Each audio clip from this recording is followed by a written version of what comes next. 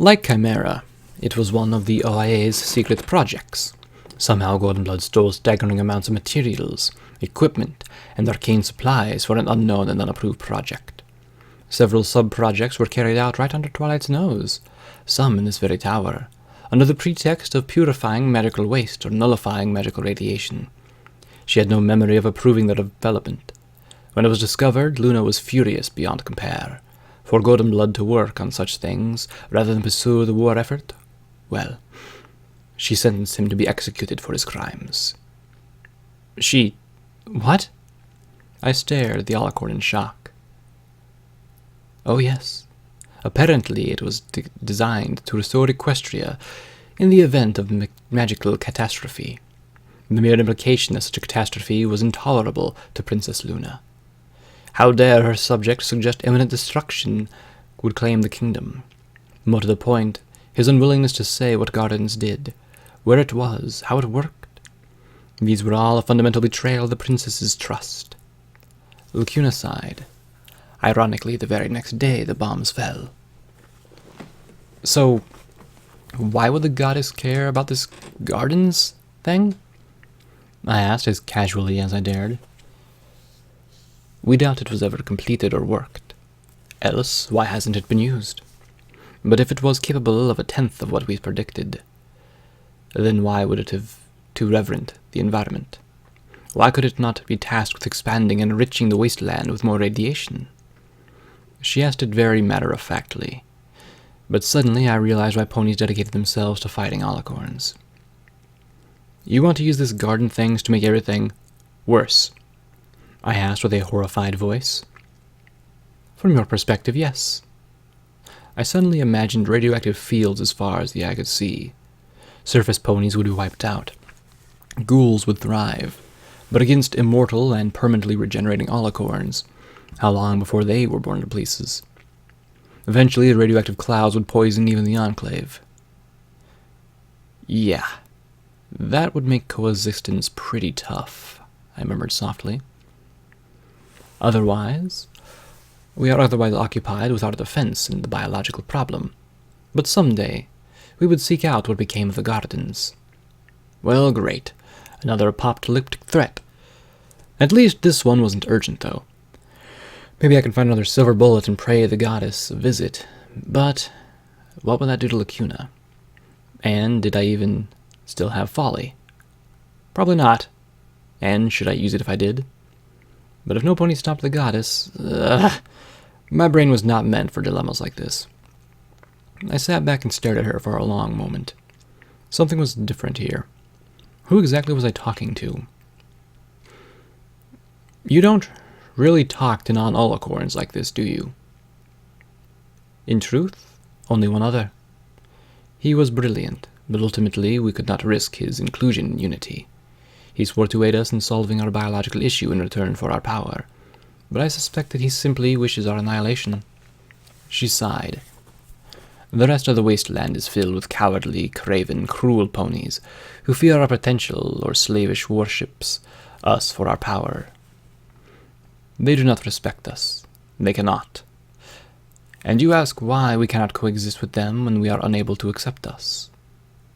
I had to admit I'd never thought of it like that before. So, why me now? Especially after that stunt I pulled this morning.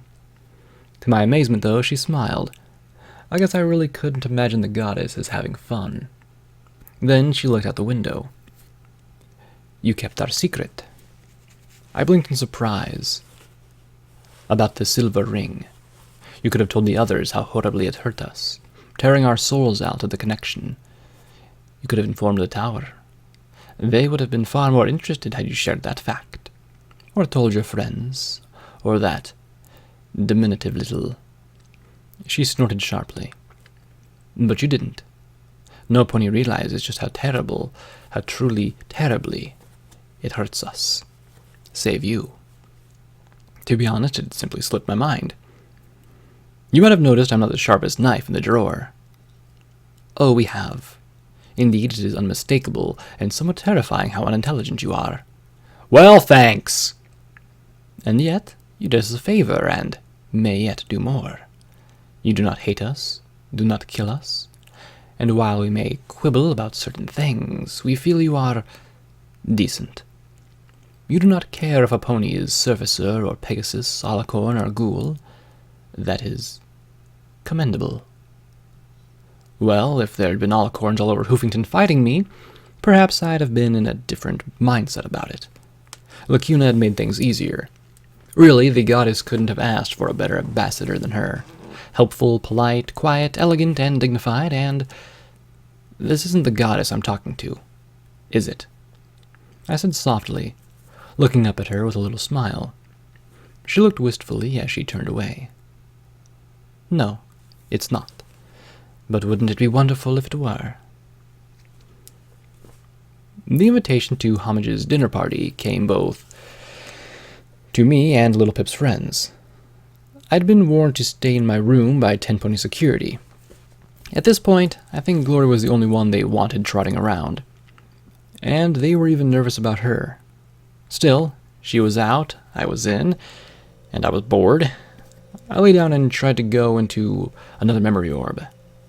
Nothing. Zip. Tossing it back into my bags, I rolled on my back. Should I even try and regain my magic? I was never any good at it anyway. I was a cyber pony now. I needed to learn how to get my body to work and focus on that. And heck, I hadn't come across many decent orbs to spend time in. Wouldn't it be wonderful if I could make up my mind? What did I need magic for? I summed it up in a word. Golden blood. As infuriating as he was, as much as I hated seeing him slime around the corners of Equestria, he was the key to what happened in Hoofington. And now, maybe, all across the wasteland. Something had happened to him.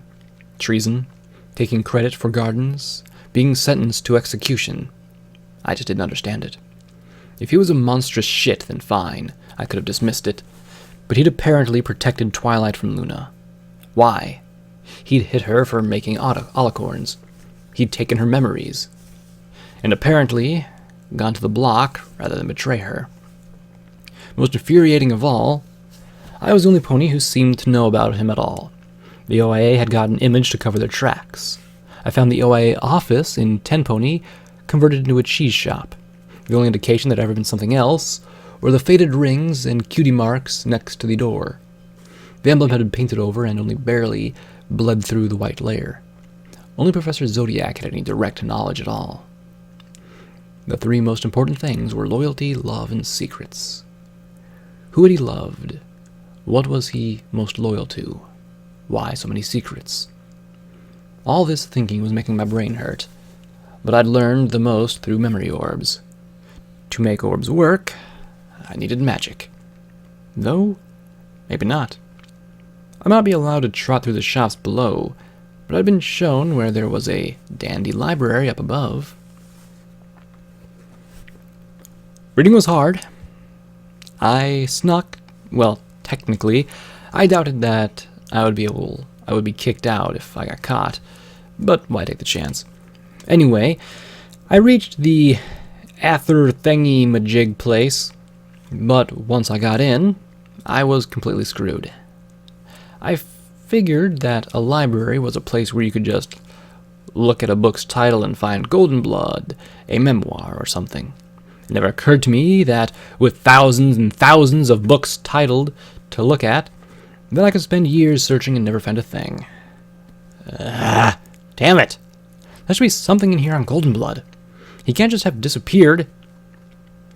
I'm afraid that most references to Golden Blood were removed by the Intellectual Reorganization Command of Princess Luna's third year.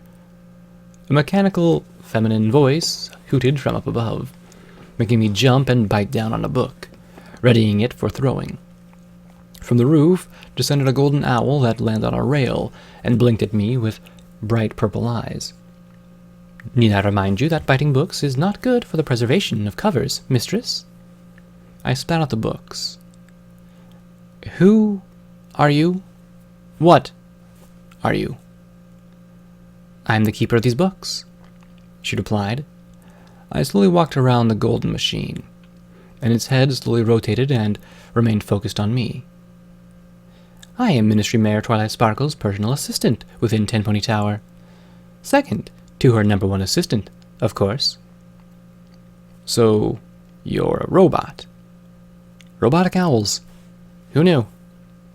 That is a fair assessment. It said with a nod of its head. You desire texts on the first OIA director, Goldenblood? Yes, I said, glad that I'd finally hit a break. Tell me you have a biography or something on him? I'm afraid not, mistress. As you know, most texts referring to him were purged following the establishment of the ministries. You must have something. The owl stared at me for a long moment. Then suddenly, she winged away to one of the upper shelves. She hovered in front of the bookcase and carefully pulled out a book with her claws, then flew back to the reading desk and set down the slimy gray tome. Luna's Academy for Young Unicorns. Get sent to the moon. I flipped it open and was astonished by a picture spread over 2 pages. Luna was standing in the middle, looking like she was struggling not to cry. The faculty flanked her, and 100 or so unicorn foals smiled at the camera, save one who was levitating up the pigtails of the filly beside her, and a pair of colts down the row poking each other with sticks. And there, right beside Princess Luna, was Goldenblood, giving a stern look at the 2 disobedient colts in the front. I flipped through the pictures. There was an article on the Academy being in a remote location, keeping it safe from the war. A short little comment from the princess about how she'd always wanted a fondness for young ponies, but she could never gobble more than one. So many pictures of young ponies, learning everything. Unicorns learning magic, studying, meeting in clubs, and in the middle of it all was Luna. Luna smiling, Luna teaching, Luna looking happy and useful and loved. The photographs of Goldenblood were much more difficult to find. The pale buck might not have been ravaged by poison, but he was still more homely than handsome. Most of the pictures caught him while he was asleep in an empty classroom or staring out at one of the stained glass windows. Professor Goldenblood, History, Culture, Literature, and Psychological Studies, read the caption. There was one picture of him surrounded by 6 colts and fillies. The desk in front of him was covered with rocks of all types. Littlehorn Rock Club, read the caption. A rock club? Really? What do they talk about? The merits of igneous rocks? Which rocks were stripier than others? I looked at his hoof resting on a strange fossilized bug. Next to it was a strange twisty stone. Hoofington Meteorite, read a tiny tag beside it. A unicorn filly and, most curiously, a Pegasus colt, both looked far too alike to be a coincidence, held up an enormous geode filled with gems. But more than that, Goldenblood looked happy, tired, guarded. Older than he probably was, but still happy. From the few other pictures I'd gathered he'd been the strict teacher. I noticed a young black unicorn mare, a teacher's aide, it looked like, behind him and stared for the longest time. She might not have been in a uniform, but there was no denying that the mare was none other than Palms. I flipped through a second time, picking her out in the background, again and again. She was almost more elusive than Goldenblood. There were pictures of him and the princess, the pair talking and laughing, a picture of him lecturing a filly with a cutie mark who was trying her hardest not to laugh as Luna made faces behind his back, a picture of the princess drawing a mustache on his face in black marker as he slept. I need you, she'd said to him as she lay dying in the hospital. He'd been more than just Luna's political advisor. He was Princess Luna's friend. And then, a dozen years later, she was ordering his execution. Loyalty, love, secrets.